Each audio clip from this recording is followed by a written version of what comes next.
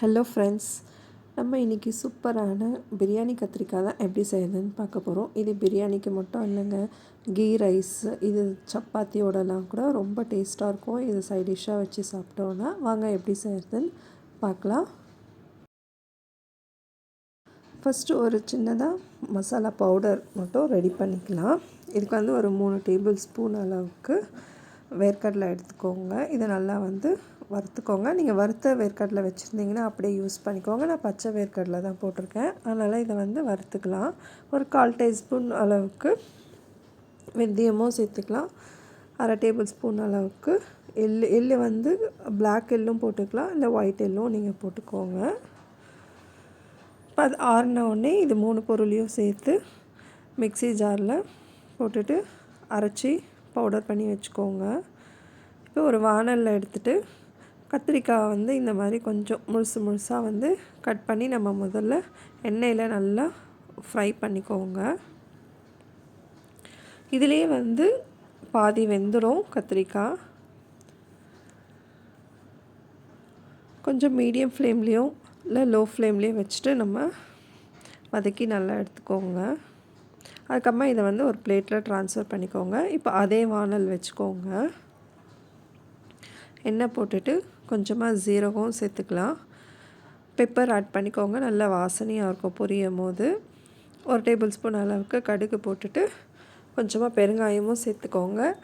2 வெங்காயம் பொடியாக கட் பண்ணி வச்சுக்கோங்க, அப்போ தான் நல்லாயிருக்கும். கூடவே கொஞ்சமாக கருவேப்பிலை, 2 பச்சை மிளகாய் சேர்த்துக்கோங்க.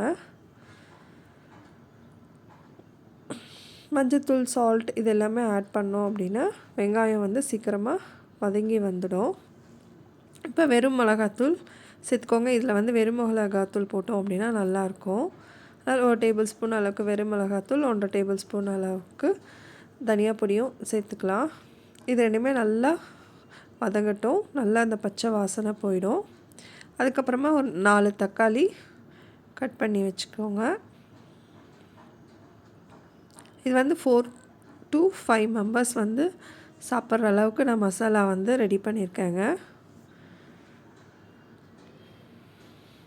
அதுக்கப்புறமா வெங்காயம் தக்காளி நல்லா வதங்கினதுக்கப்புறமா நம்ம வதக்கி வச்சுருந்த கத்திரிக்காயையும் சேர்த்து அதில் நல்லா மசாலா இறங்குற அளவுக்கு நல்லா கலரி கொடுத்துருங்க. இப்போ கத்திரிக்காய் உள்ளார அந்த காரம், மசாலா, புளிப்பு டேஸ்ட் எல்லாமே இறங்கிடும். இப்போ ஒரு நெல்லிக்காய் பழம் சைஸ் அளவுக்கு புளி ஊற வச்சு அதை கரைச்சி எடுத்துருக்கேன். அதையும் இதோட மிக்ஸ் பண்ணிடலாம். மிக்ஸ் பண்ணிவிட்டு மீடியம் ஃப்ளேம்லேயே ஒரு 10 நிமிஷம் நல்லா வேக வச்சுருங்க. அப்போ தான் அந்த புளிப்பு எல்லாமே அந்த கத்திரிக்காயோட மிக்ஸ் ஆகும் நல்லா.